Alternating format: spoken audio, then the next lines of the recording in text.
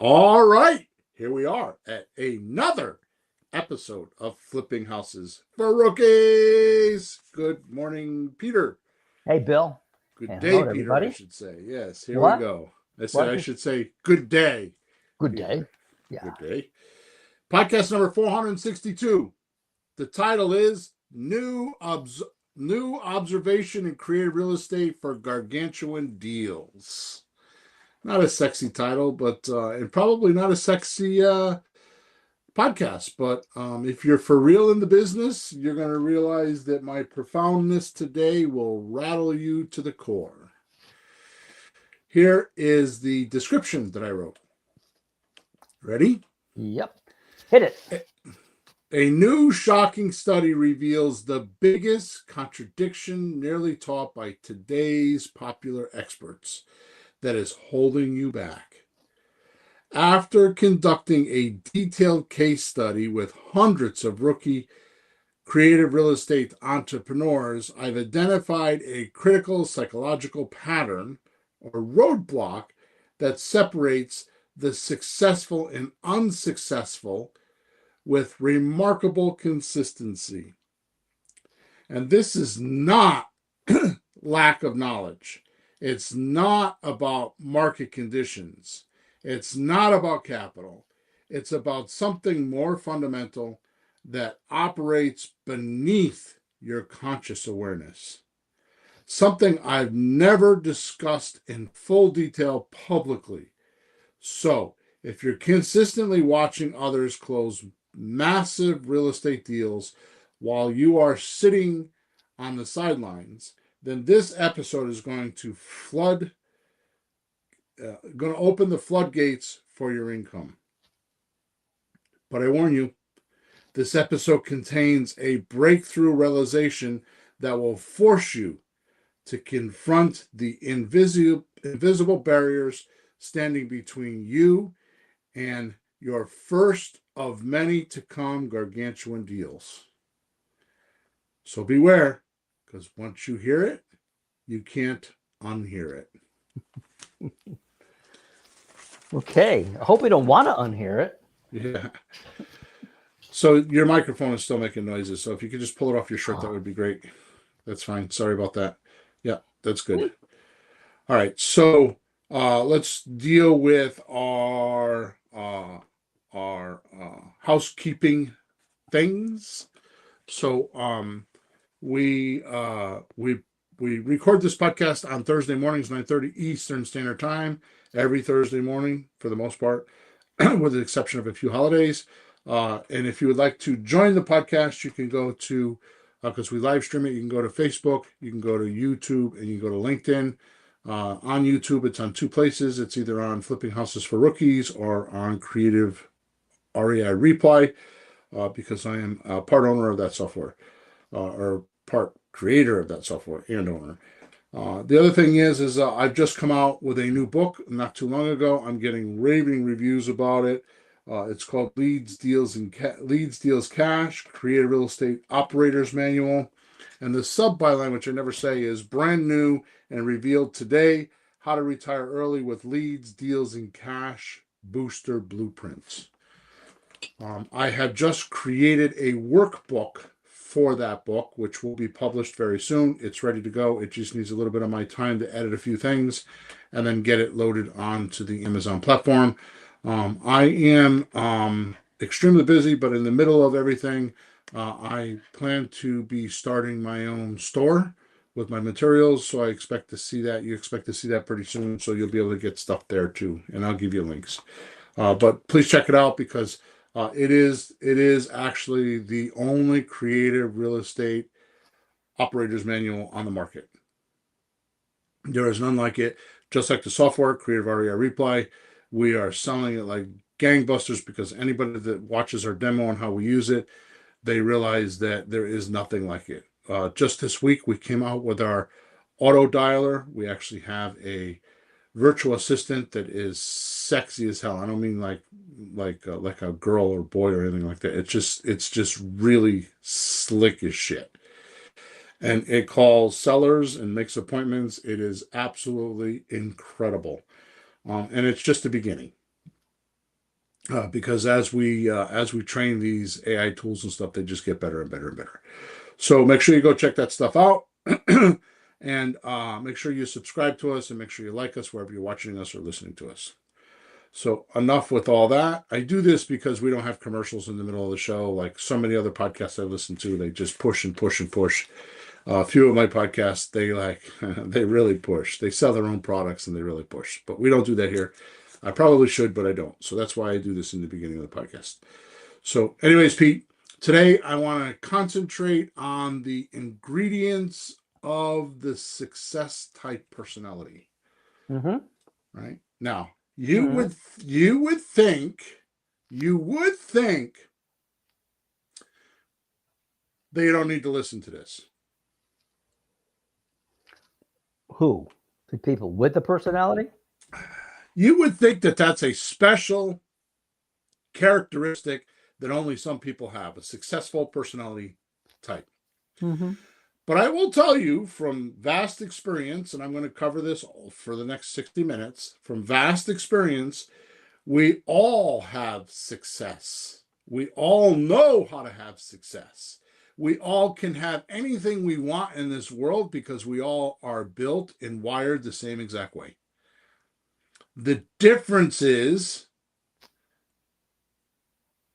the other side of us. The side that keeps us back, our subconscious mind, all the things that we're not aware of that are happening to us that we don't even think about. Right? Yeah. I just, what is the name of the book? I think it's Outsmarting the Devil. Outwitting. Outwitting. I'm sorry. I can't see it. Outwitting the Devil from Napoleon Hill is a great book about this. Yeah. It's absolutely one of the best books. He wrote it 75 years ago. And because of his religious beliefs and the way the world was when he wrote it, he didn't publish it. And it took him and his children passing away before somebody would publish it. Yep. Because it's radical. But it is absolutely one of the best books I've ever read in my life. Yeah, I'm in the middle of it. He takes shots at almost everything. Yeah. That's supposed to be really good for us. Like, no. Yeah. Oh, boy. So the reason why we need to do this today is because after studying hundreds of my students, I found a very peculiar phenomenon that I'm going to call the Jekyll and Hyde personality. I'm going to go over a couple things for the next few minutes, but I'm going to tell you that the real purpose of this podcast will come in about 20 or 30 minutes. Okay? Maybe not that. Maybe about 20 minutes, right? So I just want to cover some ground before I get there so it has more validity, right? Okay. So this subconscious, so Jekyll and Hyde. Right? Yeah. This subconscious personality exhibits dual qualities of alternating between good and bad behavior. That's the purpose of the story, right? Or better stated, between different emotional states. So that's what happens to us in real estate when we're talking to sellers. We run into these different emotional states and we flip the script. We flip the think. We flip our intentions and our missions. They fly out the window like dust on the counter. And we're doing something completely, absolutely, totally different and don't even mean to do it. And we're going to talk about that, right? Of course, this Jekyll and Hyde name comes from a fiction character in Robert Louis Stevenson's novel, The Strange Case of Dr. Jekyll and Mr. Hyde, who transforms into a monstrous figure after taking a potion. Right?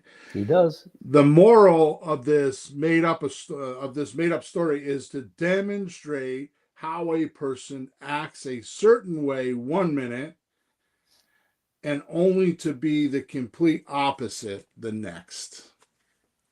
Now, if that doesn't describe some of the coaching calls or some of the recorded seller calls I've listened to my coaching clients, nothing else does. Because they're going along and going along and going along, and all of a sudden, flip. It's like, what the F just happened? Holy shit, why are they talking about that?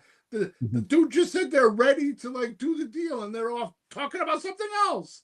It's like crazy shit, right? Mm-hmm. So I'd like to start with my observation through my case studies by saying this. Now, this to me is a axiom. An axiom is a law that doesn't have to be proven, like gravity. If you hold something up and let it go, it drops. Yeah. That's an axiom. It's a law that no matter what happens, it happens every single time, and you don't have to explain it. It just is. Mm-hmm. That's an axiom, right? So this, in my life, my personal life, is my number one axiom. Everything in my life revolves around the statement. Really? Yep. Everything in my life. Everything in my life. I can't Everything wait. in my What? life. I can't wait. What is it? You are today where your thoughts have brought you. And you will be tomorrow where your thoughts will take you. You are today where your thoughts have brought you. Mm-hmm. And you will be tomorrow where your thoughts will take you. So that means if you're driving down the road and somebody pulls out in front of you and hits your car, it's not their fault. It's yours. Oh my God. That means if you trip over something because your daughter left something in the middle of the floor, it's not your daughter's fault. It's yours. Mm. Okay. So I can go on a whole podcast about that with responsibility and how you act. And if you take that viewpoint, that panned determined, like not just self-determined, but pan-determined, meaning both sides of the desk, Yeah. you will close more deals. Mm-hmm. Right?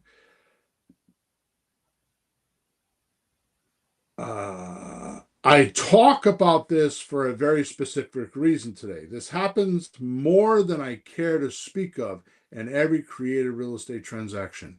These ups and downs. Every creative real estate transaction has ups and downs. Every single transaction. There is no magical transaction where you're just going to say with a motivated seller, yes, yes, yes, yes, and never have a down. Every transaction has ups and downs. It could be something as simple as they say, yes, yes, yes. You go look at the house and it's completely trashed. Mm. Or you could be yes, yes, yes, yes, yes, and then you put it on the market and it's $10,000 too much money. Mm-hmm. I mean, there are so many distractions, so many things working against you in a transaction that it is absolutely, positively, definitely impossible to not have ups and downs in a transaction. And yet, when it happens, we beat ourselves up. Mm. Oh my God, I'm going to lose the deal. The Jekyll and Hyde thing, right? Oh my God, he said blah, blah, blah, blah, blah. Right? And then especially with my coaching clients, I'll say, well, why don't we do this or why don't we do that, or say this to him, or go back and say that to him. And when I say him, I mean him or her. It's just it's a thing, right? Because I'm a guy. So go back to him and say blah blah blah, and then they'll go, oh my God, that worked. Oh my God. It's the ups and downs. Every deal has ups and downs. It's the Jekyll and Hyde syndrome. Because guess what? The people you're talking to, what are they, Peter? They're real people. So whatever you're going through, they might be going through. Yeah, they're real people with their own things. They're not sure what they're doing half the time. You ask them questions. I'm being generous. You said Jekyll and Hyde. That's 50-50. I wish it was 50-50 or less. Yeah, they don't know what they're doing half the time, and they change their mind. And what if? And you think you have it all figured out, and you talk next time like, but you said yesterday, like, okay. So they're going through the Jekyll and Hyde syndrome too, right? Uh-huh. They're going up and down too, aren't they? Mm-hmm. My daughter said. Too many of us believe or think that we are not our mistakes. Right? I give that to you again. Yeah, Too many of us think that we are our mistakes. Oh, yeah. I said not. Yeah. And if you use your mistakes as a tool to learn, you'll soon find out you will have an infinite amount of knowledge, courage, and no risk or no worry. Mm-hmm. If you think your mistakes are you, you're wrong. I'm going to cover that in a second. Yeah. Right?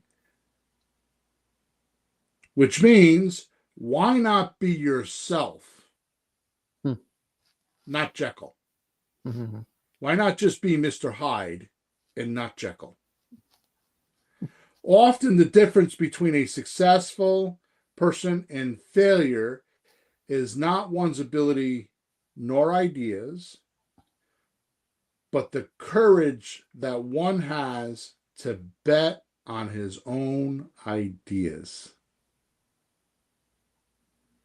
The courage one has to bet on his own ideas. That I makes mean, sense. that's an entrepreneur, right? Like, I've been self-employed for 40 years, with the exception of 6 years I worked as an automotive consultant for a company in California, right? But for 40 years, I take calculated risks and act with that calculated risk. Now, I can tell you that I swing pretty hard. You know that. Yeah. I take chances. Here's the reason why. As my mother says, my arrogance and my pompousness is exceeded. And it's because I once told my mother to look both those words up in the dictionary, because she was using them awful loosely, and she never called me those words again. Uh-huh. Because she realized it's just confidence. Yep. Right? And the confidence I have in myself is, I know I'm going to fail. The trick is, the 6 or 7 times I fail, out of 10 times, if I can get it right 2, maybe 3 times, those 2 or 3 times will pay for all the other 6 or 7 times. Mm-hmm. And I've done that for decades in my life. And it's guaranteed.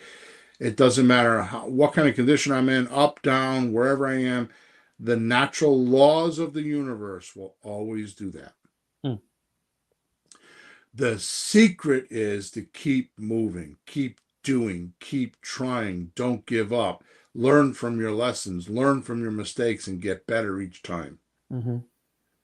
And too many people have failed to do that, which is why I needed to come out with my new book.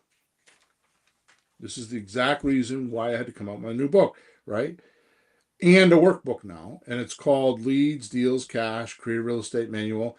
This is the new blueprint to manage and calculate risk by earning while you learn. It takes you through the least, how do I say this? Yeah, the least riskiest deal first. Mm-hmm. In other words, you could put up $1, $10. We use 100. It's between $1 and 100, and you could put up $100 and control a piece of property and make 3, 5, 10,000. I have coaching clients right now. I got a coaching client that has 2 deals. One is a $45,000 deal, and the other one I think is a $47,000 deal. Right? Mm-hmm. That's in her pocket. It's in her pocket. Oh, cool. Right? So it's very possible, and all she did it with was $100 bill. Mm-hmm.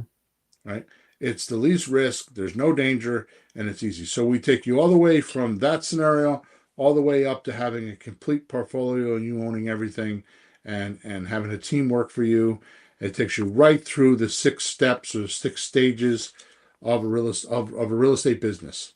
Mm-hmm. It is actually incredible. And I'm not trying to sell my book, which, yeah, you can buy it. I'm selling them. I mean, I'm doing very good with them.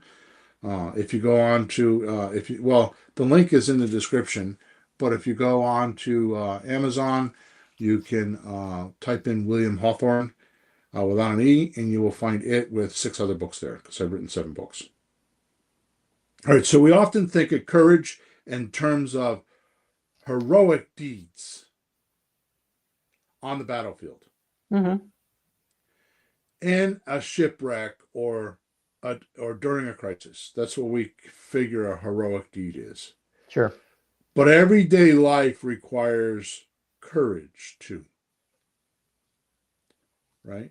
So my grandson turns a year old in a month, actually a month from tomorrow, July 6th. That little bastard wants to walk so bad. He stands and he jumps. He like goes up and down, right? Trying to Whoa. get his body to move. Problem is his toes curl under his feet, Ooh. and he's trying too hard to walk because his brothers and sisters are running around the house and he wants to play with them, right? Mm-hmm. The point is that he's not even crawling. He doesn't even want to crawl. But he needs to make that first step. He needs to fall down. He needs to get his experience before he can run. Mm-hmm. And this is exactly how real estate works. This is how everything works in life. This is how we got to be whatever age we are. We all went through it. You did it with your potty training. You did it with how to speak. You did it with your education on how to read and write. You did it with your sexual relationships. You did it with everything in life is about that, right? Sure. And we often think of courage in terms of heroic deeds, but these heroic deeds could be as simple as taking your first step. Because for my grandson, that's a heroic deed. Sure. Right? So, anything you want to add? Because I'm doing a lot of talking today. You're doing okay. Am I right? No, you do. I just think it's funny. You're talking about that, the risk and all that. It's funny to talk to a seller and show them one of our great, like, lease option, rent to own deals where they'll make $98,000, $140,000 more in a few years doing this. And they go, yeah, but what if? Like, dude, it's $140,000 more. Do you expect that just a check in your hand with nothing on your part? You got to do something to earn it, a little bit of skin in the game, a little bit of worry. Something happens, fix it and move on. You can't just like, give me, just like hold your hand out and it's just stuck there for you. It doesn't work that way. Yeah. So what you're saying is not everybody needs money. The situation is not money. And I'm going to cover that pretty soon. I'm going to cover that in the next couple minutes because we're almost into our 20 minutes. Okay. So standing still, failure to act causes people who are faced with a problem or a perceived problem, because it doesn't have to be a problem. You just have to think it's a problem. Sure.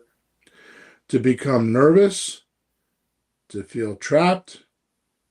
And this almost brings on a host of physical symptoms. So doing nothing, it's kind of a weird analogy, but Dan Kennedy, the marketing king he is, says the number one is the worst thing you can have. Only one is the worst problem in the world. Right? Only one arm, only one eye, only one ear, right? Only one customer, only one, you know what I mean? Only one is not a good thing. No, there's a song. If there is? Yeah, one is the loneliest number. Harry Nilsson, it was out years ago. One is the loneliest number that you can ever do. I wouldn't be surprised if that's where Dan Kennedy got it from. But the point is, one shows scarcity.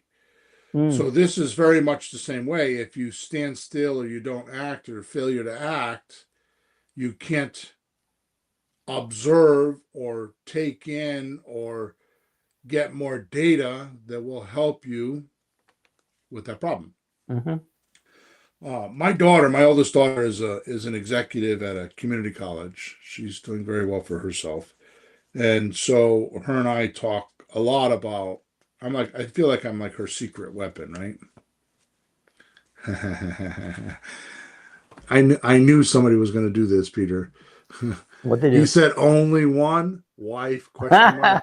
That's about the only place it works, John, is only one wife. Actually, I've had two, and I'm divorced. So I was thinking that as I was saying it. It was like only one wife, question mark. Anyways, so she'll call me and she'll have some crisis going on, and I'll always tell her, Jesse, do you feel like you have all the information? Ah. You have all the data? Because it sounds like blah, blah, blah, blah, blah. Mm-hmm. And sure enough, Peter, every single time, she'll come back a few days later. I found out this, I found out that, and it resolves. Yeah. Right. Mm-hmm. So when you stand still and don't move, you can't gather information. You That makes can't sense. That you makes can't sense. evaluate how things are. Mm-hmm. And the other thing is, and this I'm way off cancer here, but the other thing is that I have noticed, especially in renovations, Mm. what people observe and what you observe is always going to be different. So whenever I have a problem on a job site, I go out to the job site and I look at it myself. And 99.9% of the time, it's not as bad as I was told, Mm-hmm. or there's another solution right there, so obvious that it could have slapped somebody else in the face. Right? Sure. It's always that way, right? So we need to learn that our small successes are stepping stones for greater successes. And a graduated series of successful experiences, right? Again, this is exactly what what my new book talks about is the gradual successes that you need to get Mm-hmm.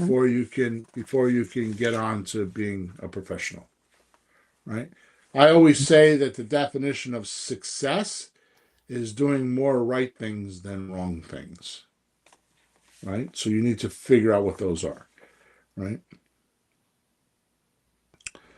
So again, in my book, the blueprint is walking you through these many successful actions, and you build more and more confidence as you go, and you do more and more steps.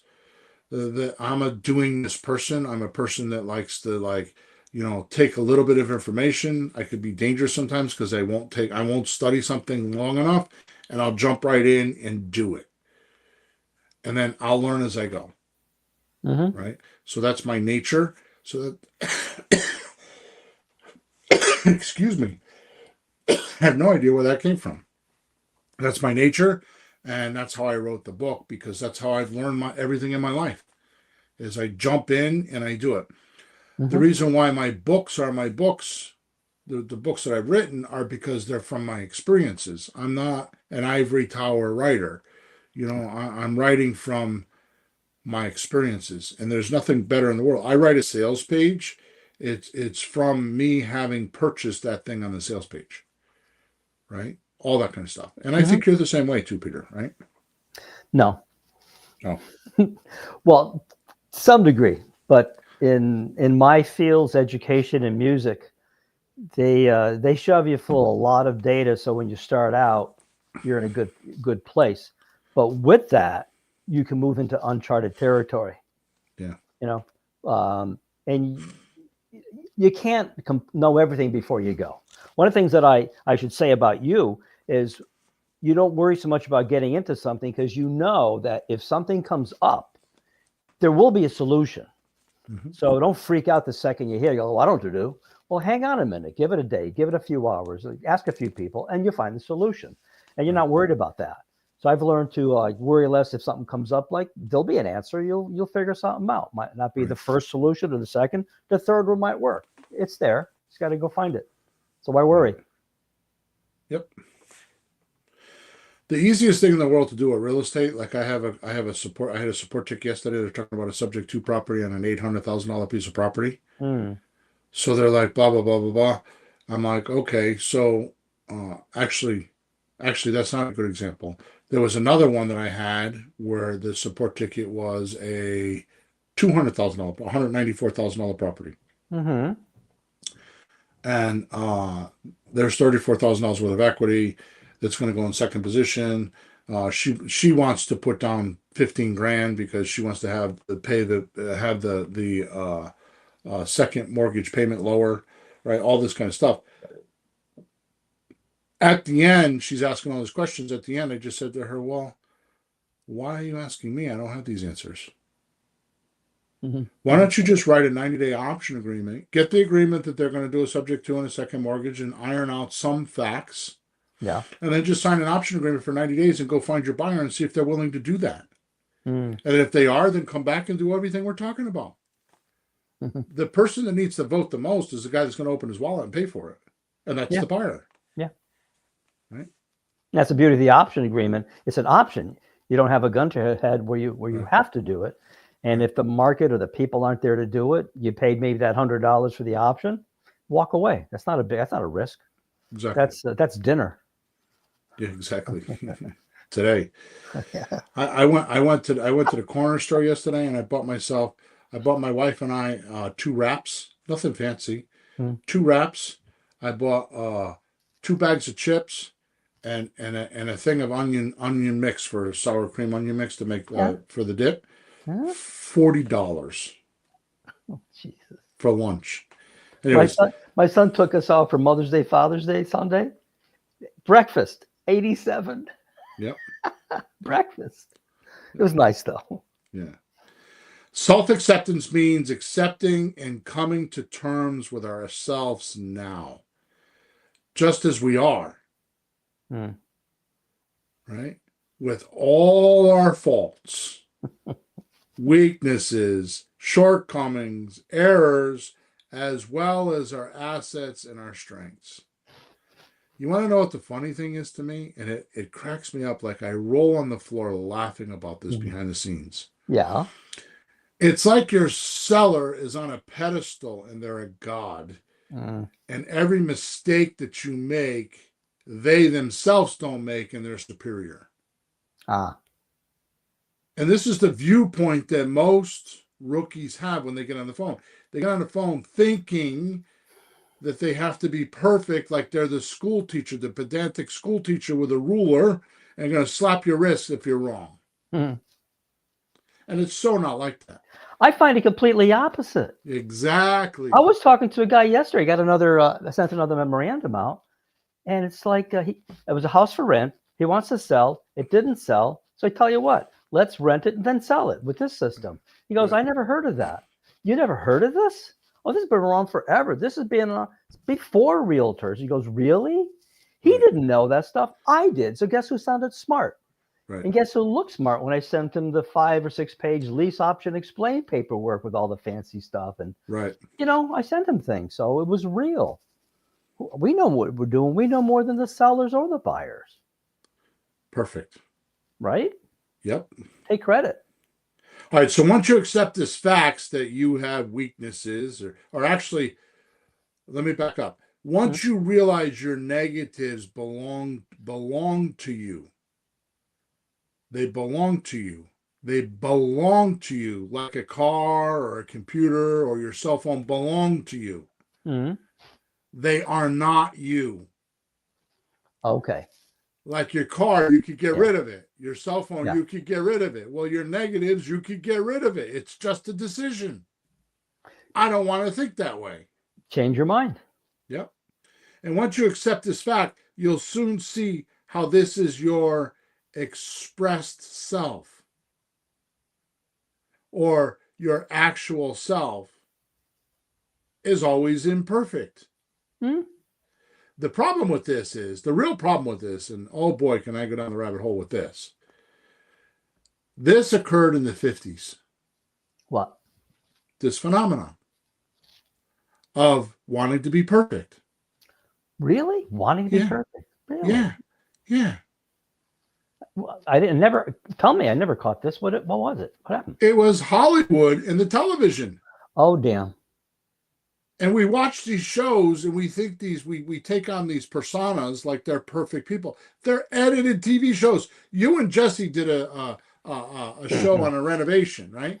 Yeah, TV show. They recorded for 7 or 8 hours a day, or whatever, 5 or 6 hours a day, or whatever it was. It was I think between 6 and 8 hours a day for 6 days. 6 days. They got 22 minutes of footage.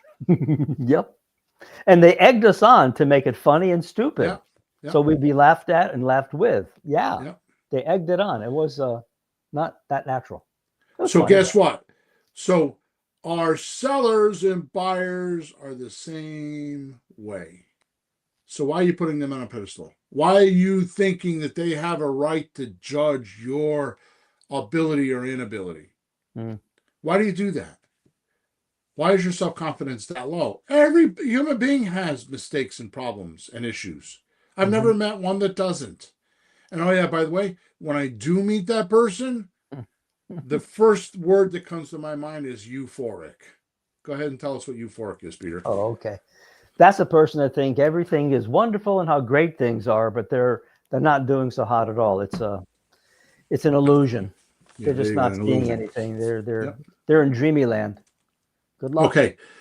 So now all this is good stuff. I think this is good stuff. Mm-hmm. But believe it or not, are not my discoveries in my case studies. None of this has anything to do with the case study at all. And I'm going to go off on a tangent. And I promise you, if I start yelling and screaming, I'm just really passionate about this because I believe that I cannot state this enough or strong enough to actually get people to realize the importance of this. It is the single cause for success or failure in my world. Okay? Wow. So everything I just talked about are the symptoms of the disease, right? You have to fix your mic, please. We have to do something about that because it's just annoying. Thank you. So the symptom of the disease, right? Mm-hmm. And the disease I have found out with about 83% of all creative real estate entrepreneurs is out intention. This is the Jekyll and Hyde. You go into the deal and you're like, I intend to do this. And the seller says one thing and the train derails. And you back up and start backpedaling well and you start begging. What about this? And what about that? What about this? And you're casting more and more bait into the pond and the fish is not doing anything but swimming by it. This is the Jekyll and Hyde syndrome to the fullest. Now, let me explain why this has been overlooked by so many and, quite frankly, by me for decades. Wow. Because the English definition says intention means a thing intended. I hate that. When you define a word with the word in it. That's the most stupidest thing in the dictionary, right? Yeah.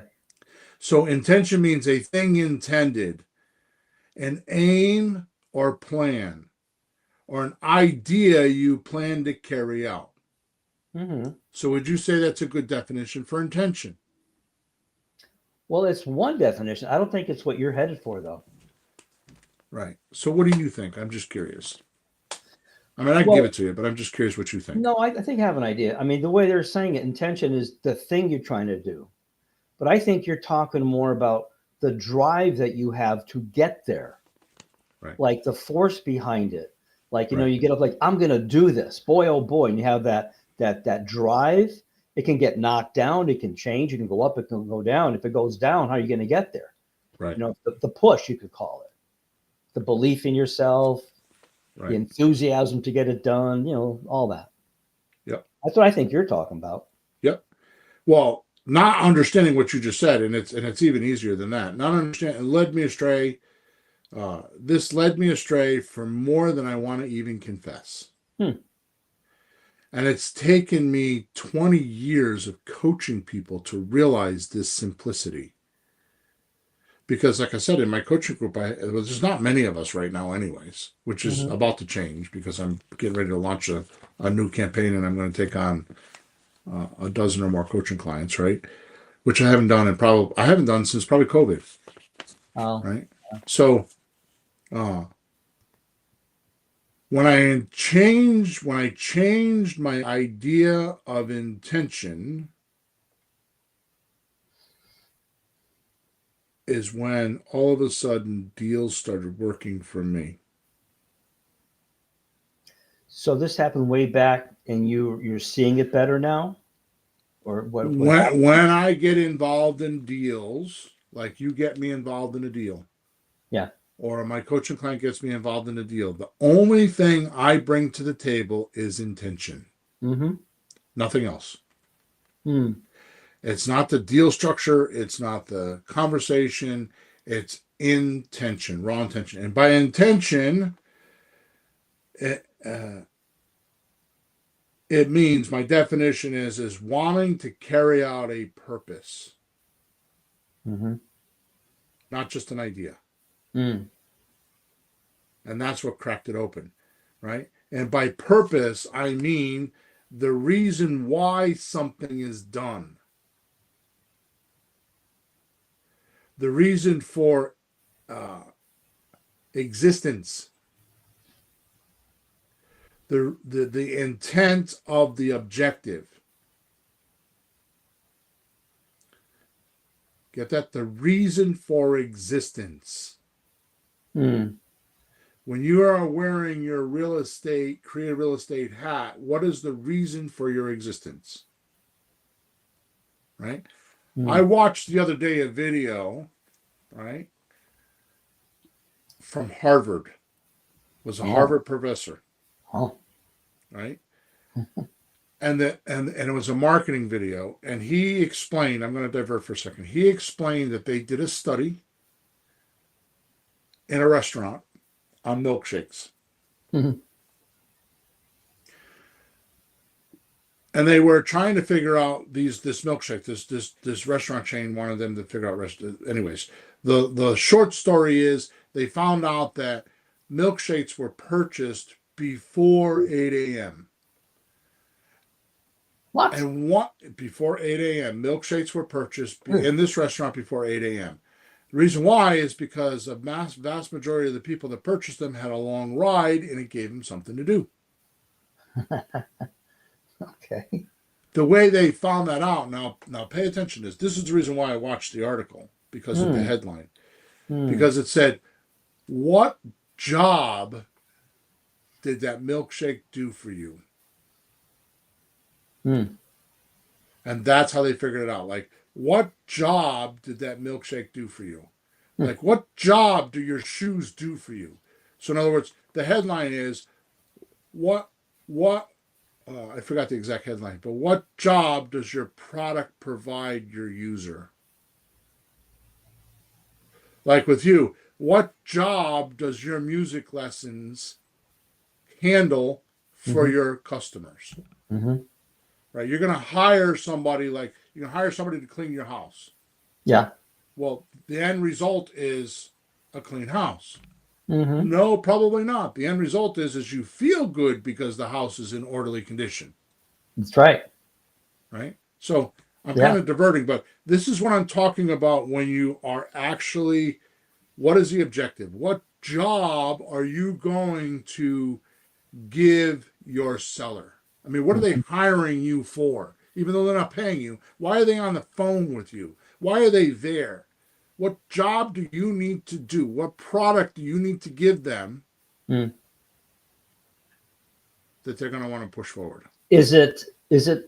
I know sometimes it's what problem are you solving for them? Is it always a problem, or could be something else? I talked to people lately, it's a problem, and you solve that, they're really relieved. Right. So I know at least it's a problem, but maybe other things too. So let me keep going. Yeah. So by purpose, I mean the reason why something is done, the reason for existence, the intention or the intent of the objective. And I found it is always an enduring aim to achieve both personal meaning and positive outcome, or mark on the world, or minimally your seller and buyer. So this is a purpose now. What purpose? It's going to be a purpose that's going to handle your personality, however, whatever, it's going to match your personality, and it's going to be you. It's going to be the raw you, right? We talked about that earlier. It's going to be the raw you, right? Mhm. And it's going to have an outcome that you want, because we talked about earlier, like, who are you? Oh shit! I just dropped all my notes. Hang on 1 second. Who are you? Yep. Right? Is it like the milkshake? Like you need something to do and it solves that problem or Yeah. that purpose? I once heard at a philosophical art why music was created in the first place, which is really way out there esoteric. It was like to pass the time. Yeah. And you think Entertaining. of it, like who thinks about that? Like to pass the time. Yeah. You know, if you don't have a radio in the car, like it's boring. So it helps you pass the time. You know, Yep. things like that. There's a purpose. So your purpose is going to be your self-assurance, like what you want people to think of you, or kind of like your purpose should be stated at your funeral, Ah. type of thing. Like, yeah, Bill always loved to write books, Mm-hmm. right? Whatever it may be, it should be that profound, right? Now, before you chalk this up to simplicity and a bunch of bullshit that Bill's talking about, Mm-hmm. or not your reason for doing less deals, let's go over a few live ways having out intention could cost you millions. Mm-hmm. If you're not fully clear in your mind why you should do creative real estate, then you'll soon find this. Now, remember, I opened the show with, let me go find it. You are today where your thoughts have brought you. Mm-hmm. Excuse me, and you will be tomorrow where your thoughts have taken you. So why is it that you're doing 1 or 2 deals a month and Katie's doing 5 a week? Mm-hmm. Why is that? It's your thoughts. Mm-hmm. It's your intention. It's your clarity on what you want. Right? So the reason why you're doing creative real estate, this is a big thing for me. And I hate this. I effing hate this. I go into a mastermind group and they talk about why. What's your why? What's your why? I freaking hate that. Really? I thought that was a big deal, kind of important. But it's so important that you Yeah. have to do it. Yeah. I hate it. I hate it. Why do you hate it? Because I don't have that problem. I always know why. I always have. You ask me, bam, and I'll just give it to you. But evidently others don't. All right. Yeah. Well, I that's the don't whole. do something without a why. I mull it through. I talk it out. I write it out. You have to realize I'm a writer. 2-dimensional demonstration of your ideas is the best thing you can do, aka writing it out. Mm-hmm. Right? So, well, anyways, remind me to tell you something after this call, because my friend Edwin taught me something the other day that is the most incredible thing. Well, let me do it this way. You want to do creative real estate? Mm-hmm. Yeah. Okay, good. Here's what I'd like you to do. I'd like you to take out a piece of paper and a pencil, and I'd like to draw for me how you're going to do that. Mm-hmm. Draw me a picture how you're going to do that. Mm-hmm.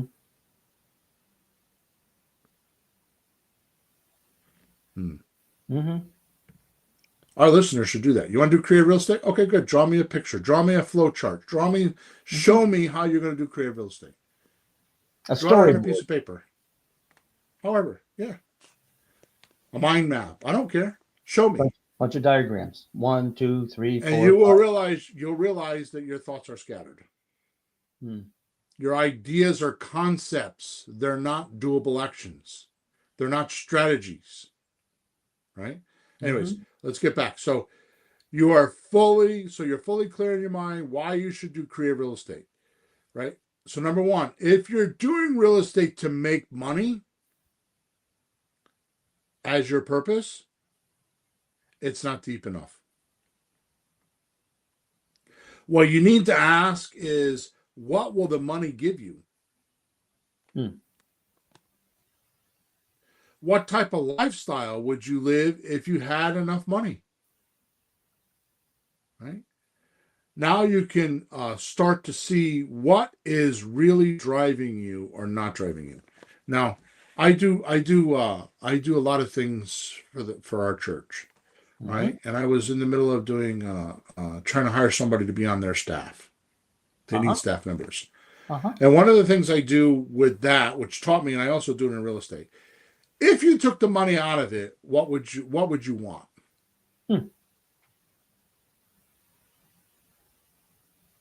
So if you took money out of wanting to do real estate, what would you want?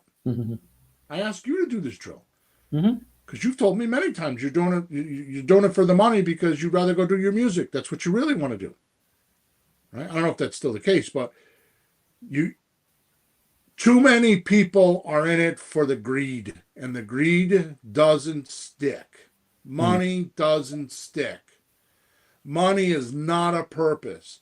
Time is not a purpose. I'm talking about passionate purpose, the reason why. And if you have money as the purpose, your intentions will not be clean, and it will show up in a dirty cycle with your seller. They'll pick up on it and you won't close. Because Greek lens will come out. Because they think that you're making money off of the backs of them. My friend Steve, the one that I smoke cigars with. Yeah. He hates realtors. Hates realtors with a passion. Okay. Right? Yeah. Because he says they're using somebody else's money. They don't have their own money. They're using somebody else's money. And I say, oh, really? You got a credit line? I know he does. Yeah. Yeah. Well, you're using somebody else's money to make money because because your jobs pay you, 3 months out, and you start a job. So for 3 months, you need to run your business, right? Until you can get paid. So you see what I mean? It's strange. Yeah. Money is not the reason. Money is not the why. It can't be. It's too shallow. Right? I remember a long time ago, I don't know where I heard this, but I heard the more people you can help and the more people that pay you, the wealthier you are. That's why real estate's so good. It's so great because you could work once and get people to pay you monthly every single month. I've got properties I've had people in them for 20 years. I mean, I still don't own that property. It ended up getting stolen from my partner. But I still go by that house. 25 years they've been in that house. Right? All right, number 2. If you're looking, these are examples. If you're looking to relieve yourself of debt, it's the same as making money. Like, what would your future you look like without debt? What would you actually do? Right? Sure. How would your life be different? And how would you spend your days? I got to tell you that I think it was 2013 or 14. My father-in-law, God bless his soul, he's dead now. He spent the summer with me at my house. Really? And I actually retired. I thought I was going to retire. I thought, I'm going to take a year off. And I did. And it was awesome because my father-in-law was here to entertain me. Had it not been for that, there were days where I was like, what am I going to do? I'm lost.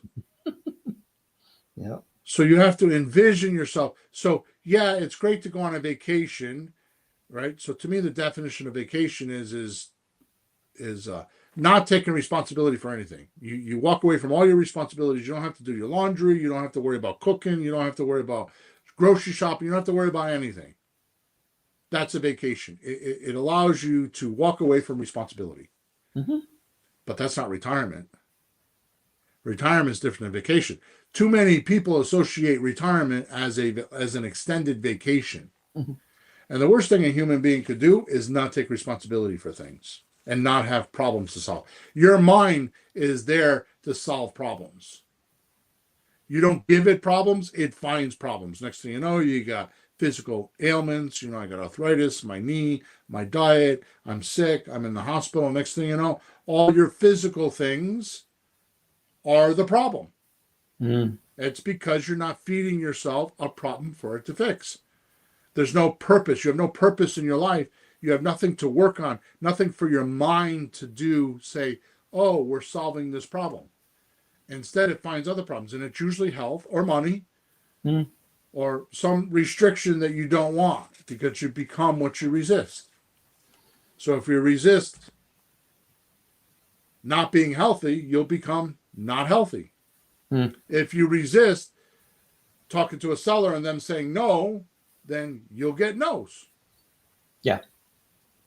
My third example. What if you're doing real estate to get your own time back? Right? No job or to make your schedule free up, right? To go do what you really want to do. The attention is now on what you really want to do. So what is that thing? It's not time. It's not your job. It's like, what's your future you going to do if you wake up in the morning and you got nothing to do? I shouldn't say nothing to do.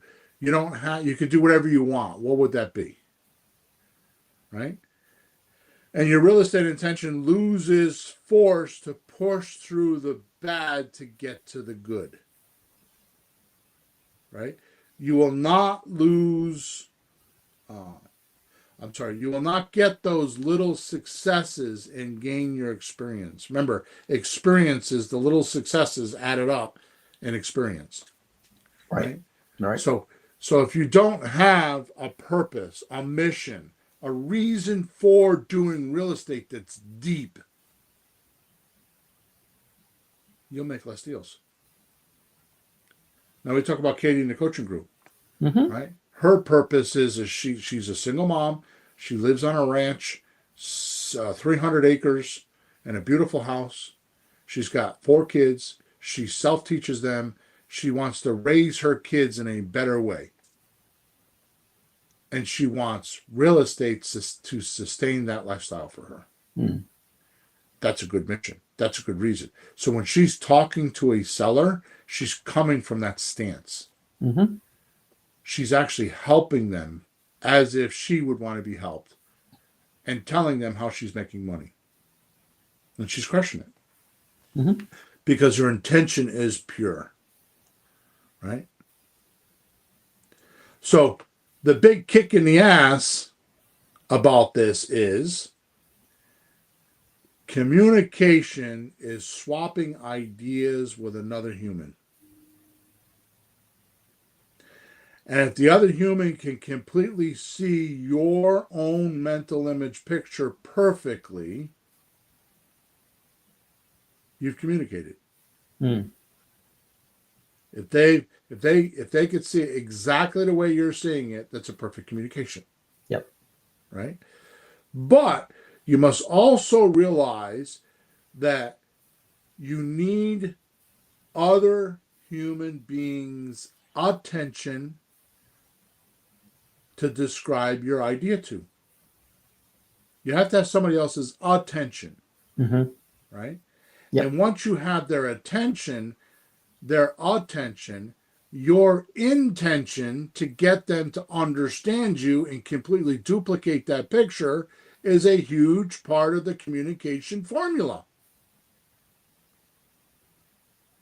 So if your intention is off, or your mental image picture you're looking at is all about how to get the price, well, I'm going to cover that in a minute, all about getting the price lower so you could make more money, that intention is going to come across dirty.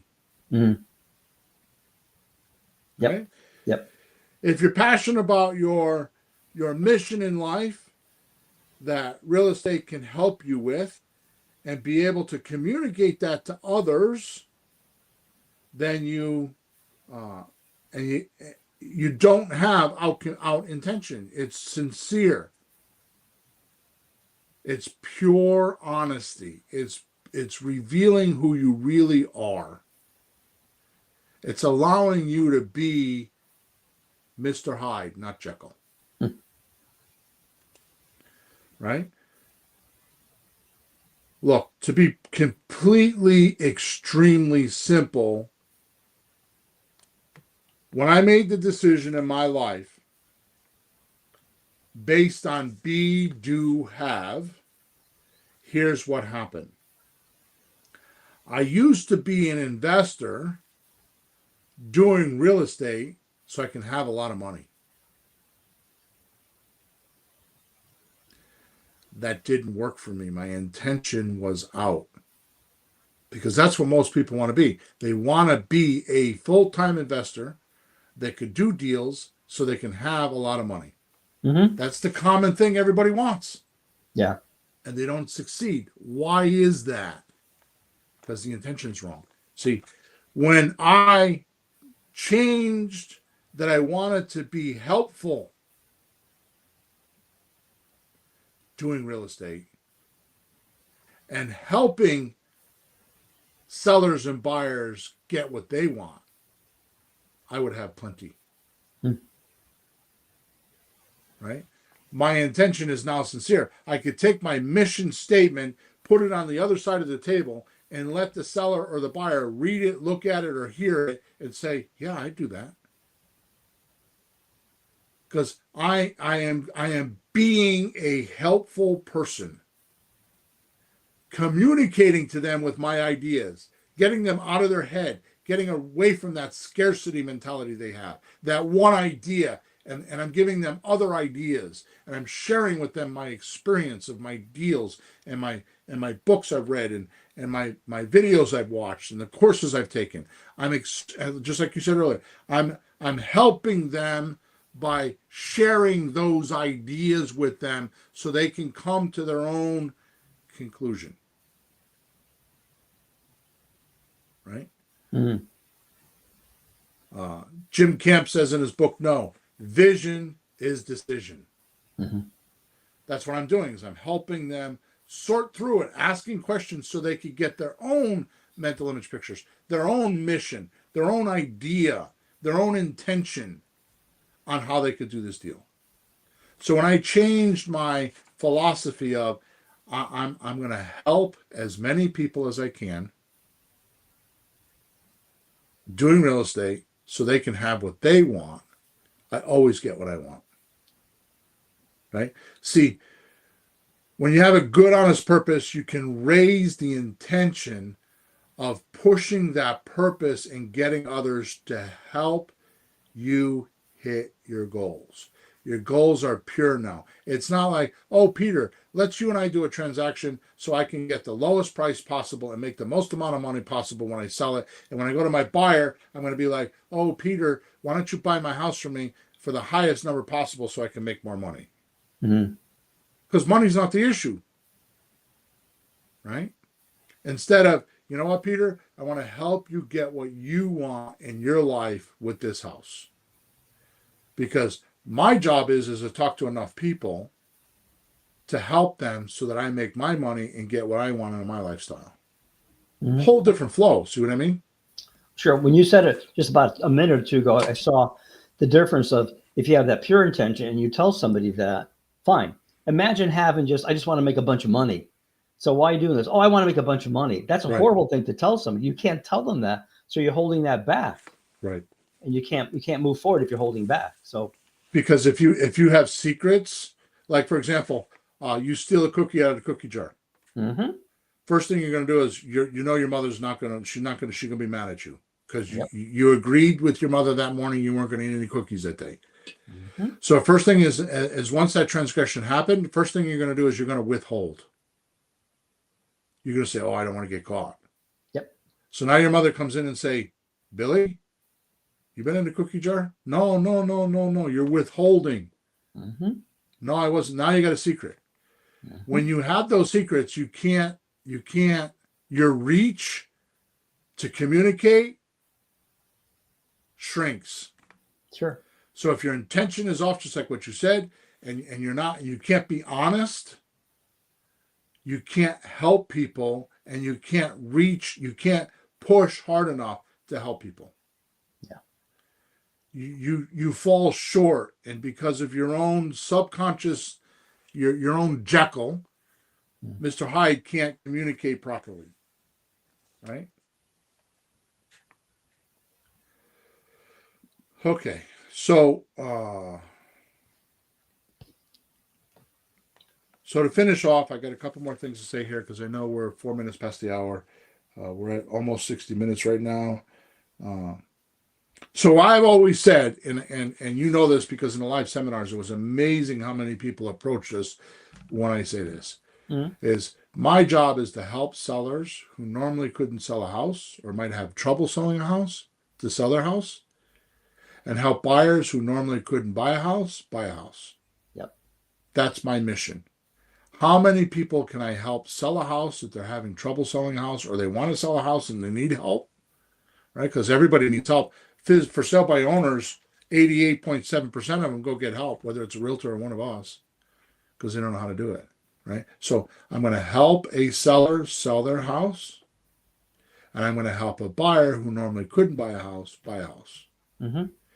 I could tell that to anybody, and they'll be like, I can't tell you how many times I told that to sellers. It's like, what I do, my specialty is to help buyers who can't get a bank mortgage to get in a house, and we do a lease option with them or owner financing with them so that they can purchase a house they normally wouldn't buy. And you know how many? I bet you 35 to 40% of them say, I'll do that.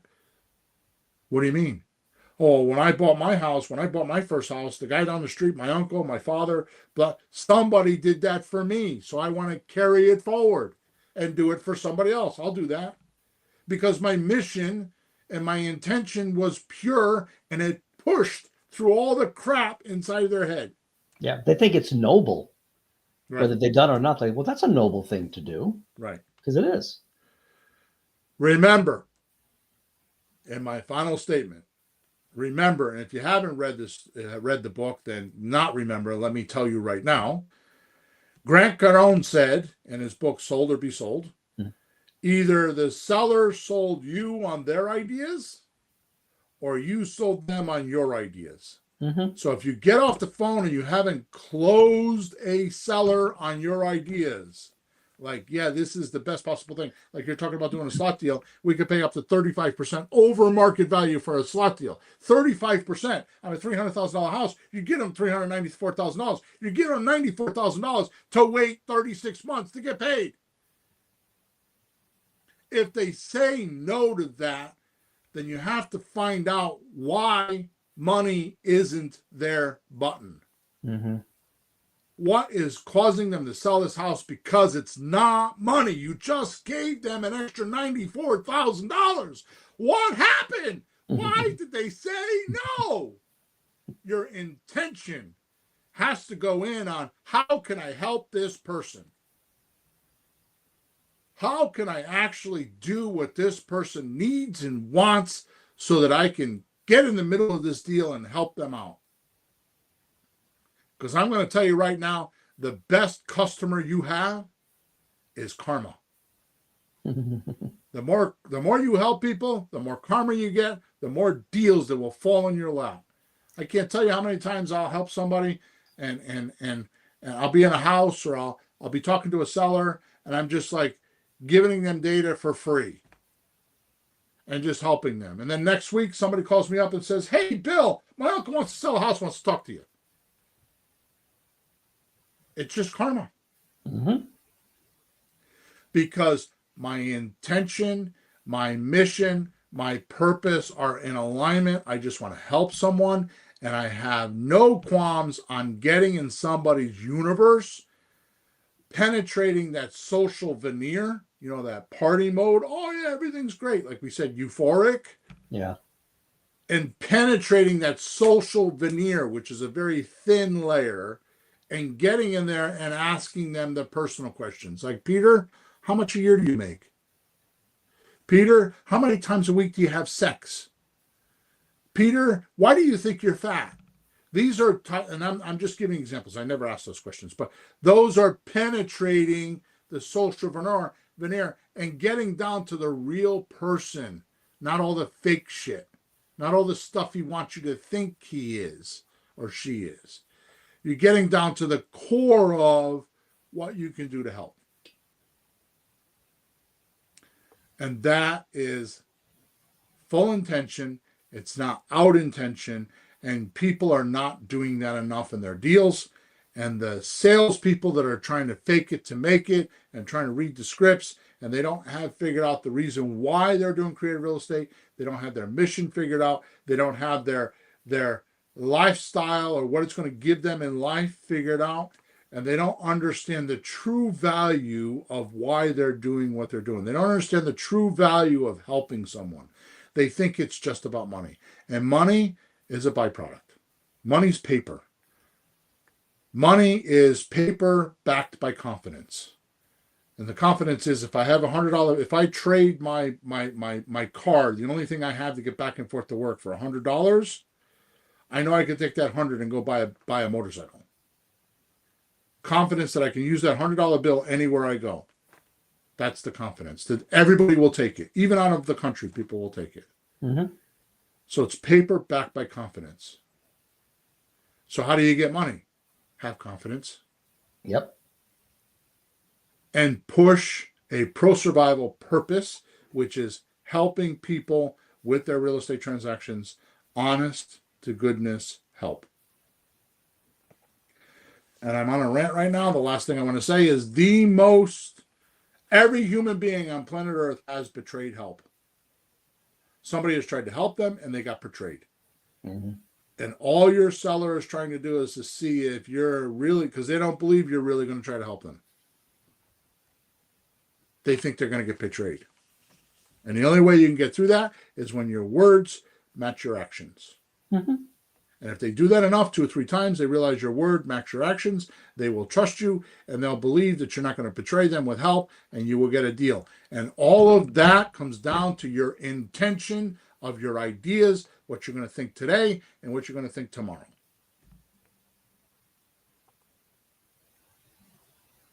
Good? Very good. We do this with our kids, don't we? We do this with our parents, don't we? We do this with our brothers and sisters, don't we?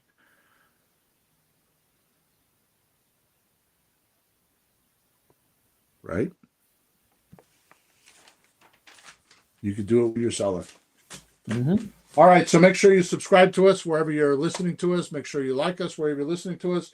Make sure you go to Amazon, type in William Hawthorne, and find my book, Leads, Deals, Cash, Creative Real Estate Operator's Manual. You will freaking love it because I've gotten a lot of reviews from it.